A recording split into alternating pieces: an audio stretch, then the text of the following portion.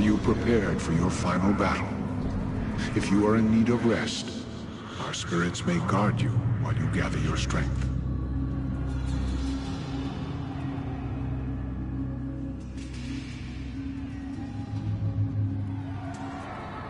On the day of the Great Betrayal, and the last day of the campaign against the Black Horde, I left my wife within the walls of Baldur's Gate, where she would be safe, and told her I would return. She was one of the most beautiful elven maids I have ever known. There are times when I feel as if I hear her singing for me still, waiting for my return.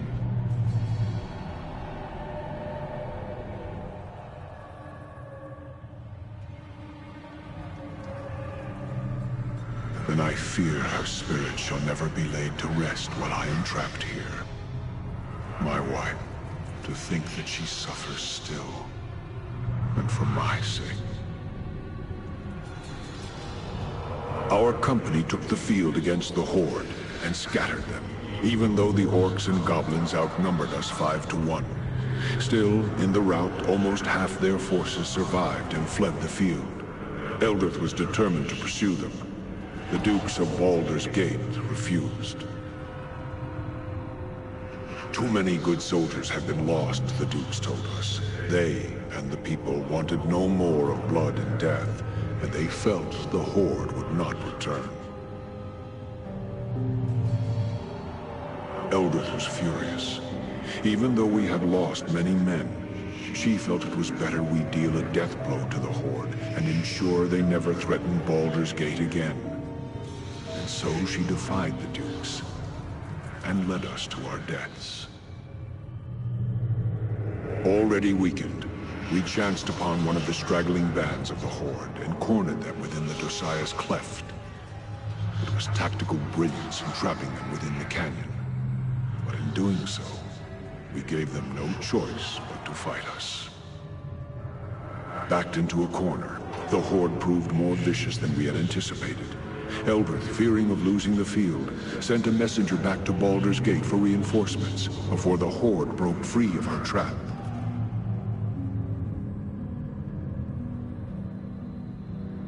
The reinforcements never came, and the Horde overran us. Eldritch survived. I survived. Many of the company of the Westering Sun did not. Now there are many graves within the Dosiah's Cleft, and much of the ground there is strewn with bones of our soldiers, mixed with the orcs and goblinoids. Eldritch became a thing, a creature consumed by fury. Wounded, she returned to Baldur's Gate to demand an audience with the Dukes. Instead, she was met at the gates and told that for her disobedience upon the battlefield, the walls of Baldur's Gate would be forever closed to her and the Westering Sun. Eldritch, she gathered us, all of us who remained, all of us who had sworn to serve her, and she ordered our broken company to attack the walls of her city. She swore she would take it from the Dukes, make it hers, and put the Dukes to the sword. It would be justice, she said. Justice. It was suicide. We were slain almost to the man, and we were driven from the city, hounded by the remaining troops of Baldur's Gate. We knew no rest, no peace, and they pursued us for leagues upon leagues, all the way to the marsh of Chalimber. They feared Eldritch's wrath so greatly that they were determined that she should not escape alive. I died here in the marsh of Chalimber, and so did all that remained of the company of the Westering Sun. Eldritch was the last to die, brought low by crossbowmen and archers, men who feared to come within reach of her sword.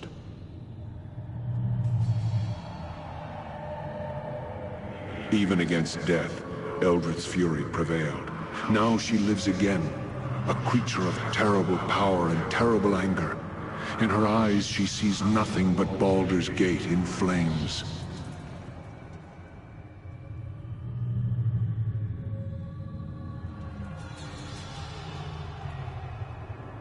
You will find her at the top of this tower, at her watch, waiting for battle.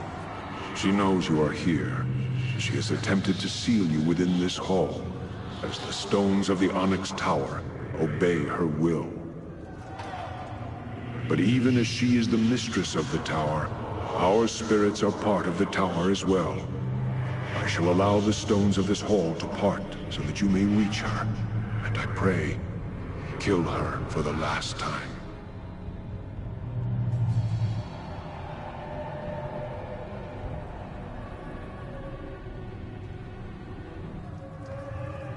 She is past the point of reason.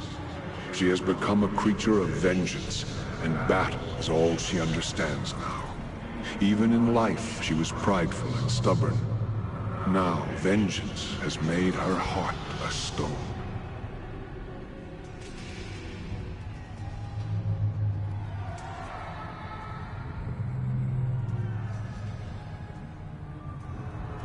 I pray the gods favor you.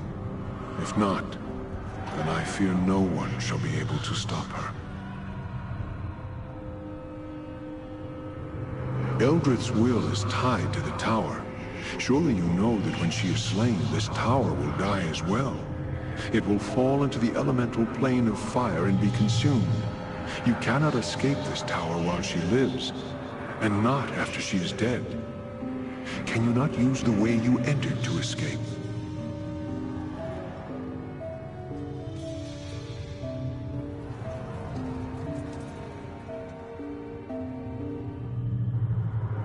The tower itself touches many places, other planes of existence, even creates gates to them. Perhaps there is some manner by which these gates may be used to escape. But I do not know.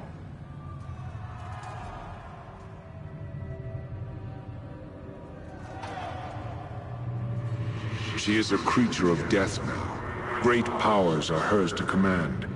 If you go to face her, then you must be ready in both mind and body. Take your greatest weapons, arm your mightiest spells. That is all the advice I can offer you. Be careful should you choose to lock steel with her. Eldritch was one of the greatest swordsmen ever known, and hers is a murderous will.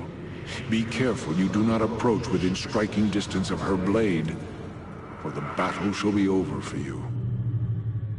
Still, Eldritch has given much of herself and her spirit to this tower so she could command it. Perhaps you may find strength to defeat her by turning this link against her. If this tower is linked to her, then a blade forged from the walls of this tower and constructed on the Black Forge may be your greatest weapon.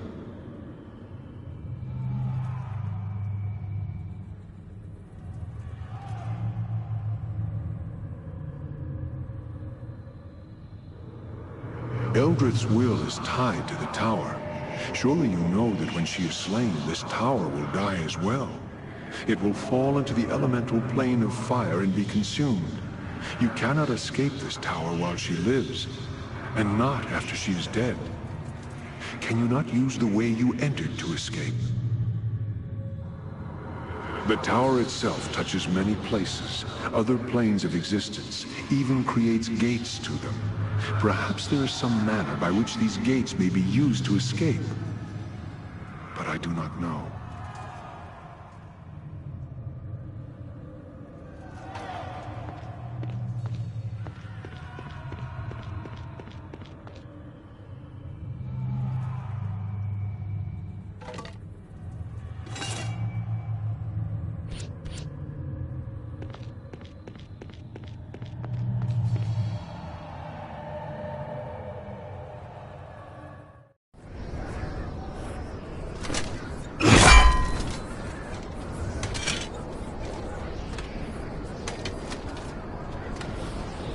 So, the dogs of Baldur's Gate once again hound me, and all the way to my sanctuary this time, though it lies a horizon's distance from their walls. Can it be they fear me that much? They have that much wisdom, at least.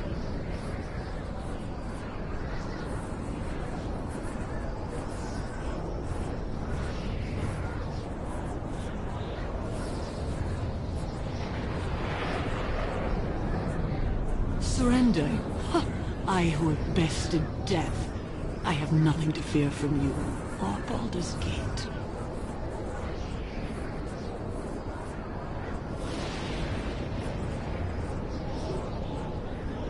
I served Baldur's Gate with all of my first life, only to be repaid with betrayal.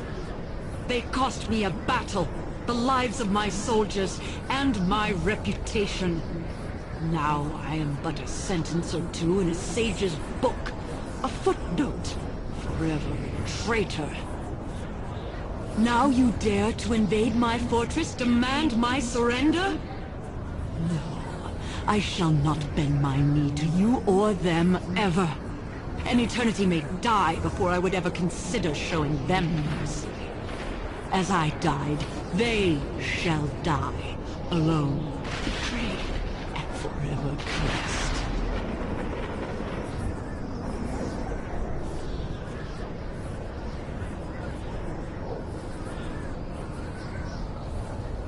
Then you shall die. I command this tower. I command all within it. All your small victories, all the damage you caused, can be undone. Know that as long as I stand, the war against Baldur's Gate shall continue, and I shall be victorious. You may hold the field, dog, but the day is mine. Now, let us end this.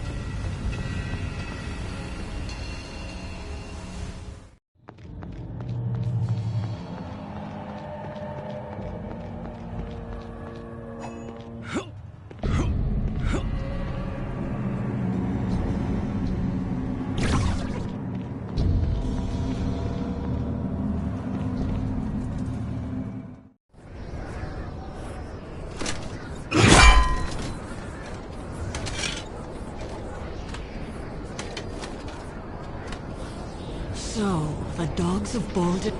They... Now...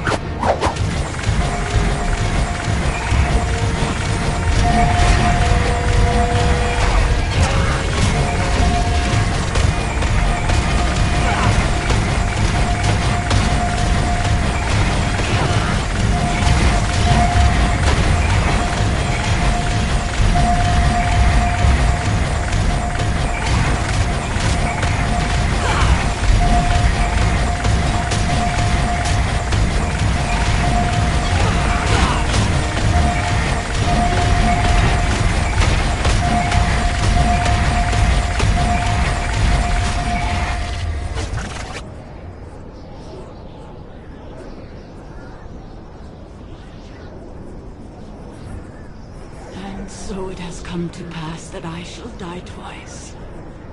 And this second time shall be the last. The tower will not hold. You must leave this place. I ask your forgiveness. I let anger cloud my vision. I harmed those who had sworn to serve me. In all these things, great harm has been done. Let Baldur's Gate have its peace. I shall not rise again to challenge it, though it will doubtless need others such as you to defend it from others that wish it harm. Now, leave me to die. This tower shall be my tomb.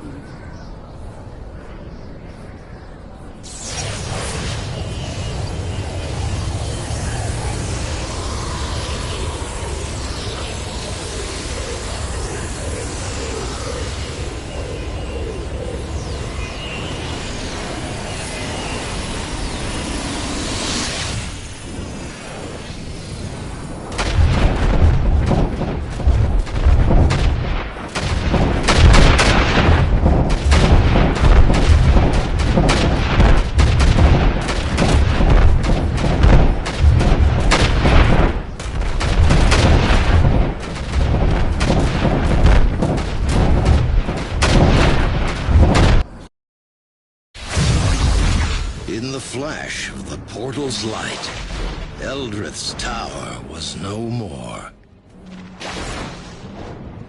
Lightning rained upon the tower, and flames as if from within.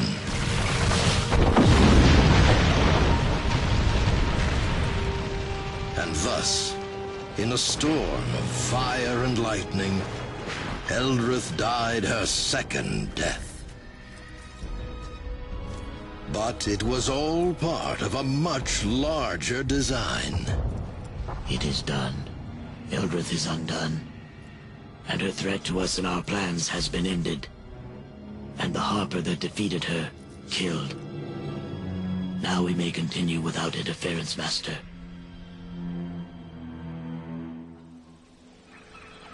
Where did the portal lead? It led to a far distant land, far from Baldur's Gate, far from the Sunset Mountains, far from the Marsh of Chalimber, and far from safety. But that is a tale for another time.